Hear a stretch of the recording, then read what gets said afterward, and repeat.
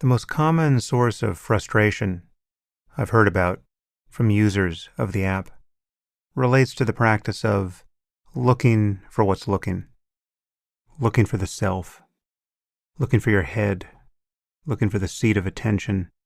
There are many ways this concept comes up, and some of you find it quite paradoxical. Somehow it seems impossible. You don't know what to do when I suggest you do such a thing, and this feeling of uncertainty frustrates you. Over the years, we've heard from many of you on this point, so I want to say something to address this.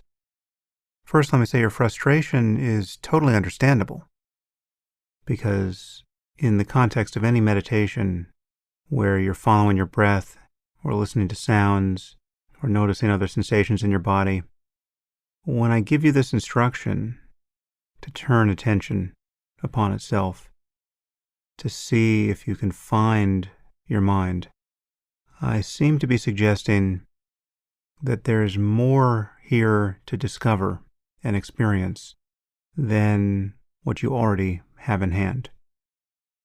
If you can't follow this instruction, you're getting the message that there's something that you're missing. And there might be. And that's why there are two stages to this practice. There is what I've called dualistic mindfulness or ordinary mindfulness, the mindfulness everyone has at the beginning, and non-dual mindfulness, mindfulness that is synonymous with the recognition that there is no subject behind attention in the middle of your head. There's no center to consciousness. The place from which you're knowing your experience is not on the edge of experience. Rather, you are identical to experience. And that really is the insight into selflessness and emptiness and many other arcane concepts that I've talked about in other contexts.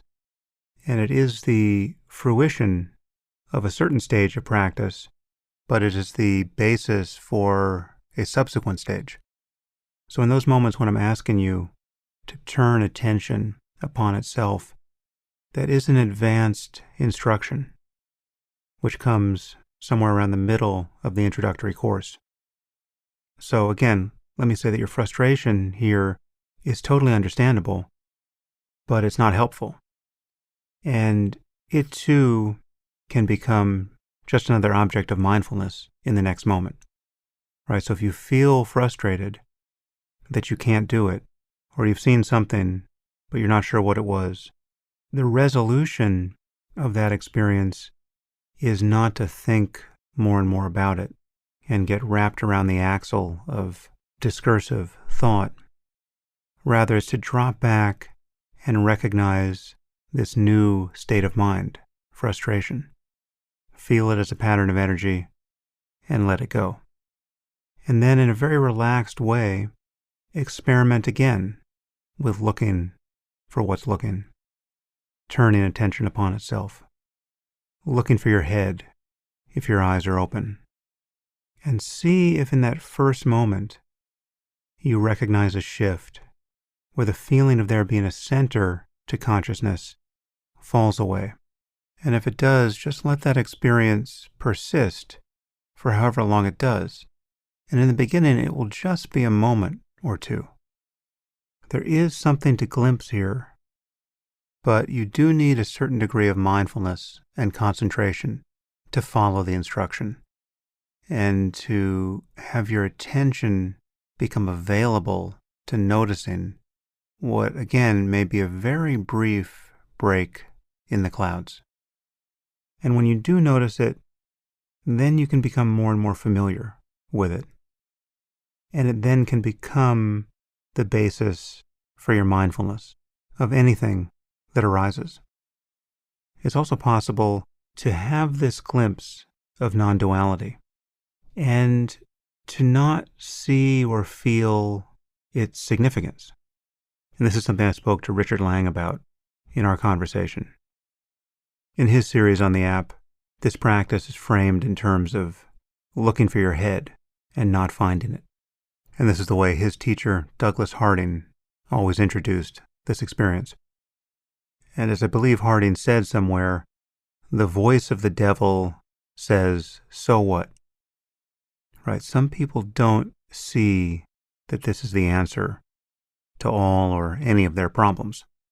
And I'm sure this is one of the reasons why, in the Dzogchen tradition, they tend not to teach beginners this practice.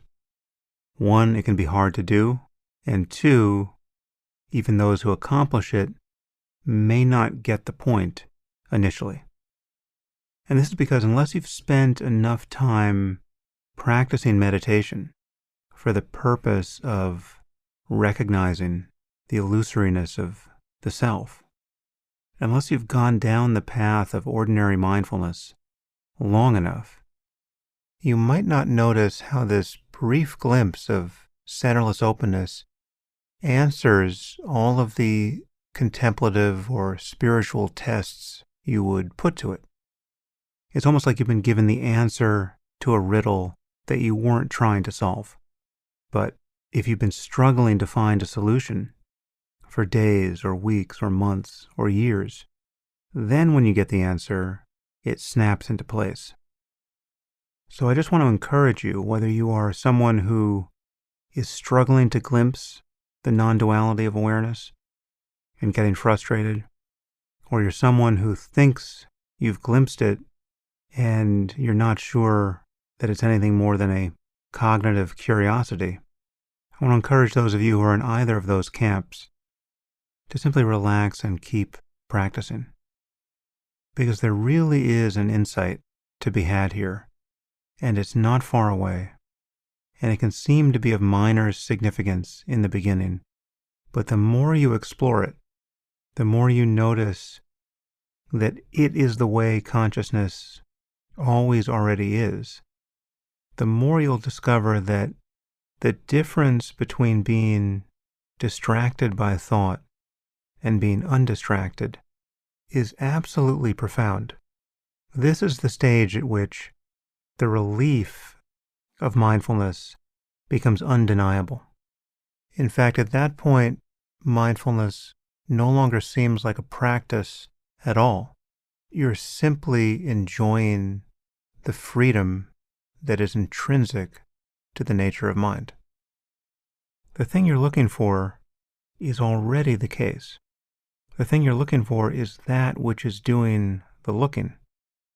And at a certain point in the practice, you will fall more naturally into a recognition that ordinary consciousness already enjoys the freedom that you would otherwise seek.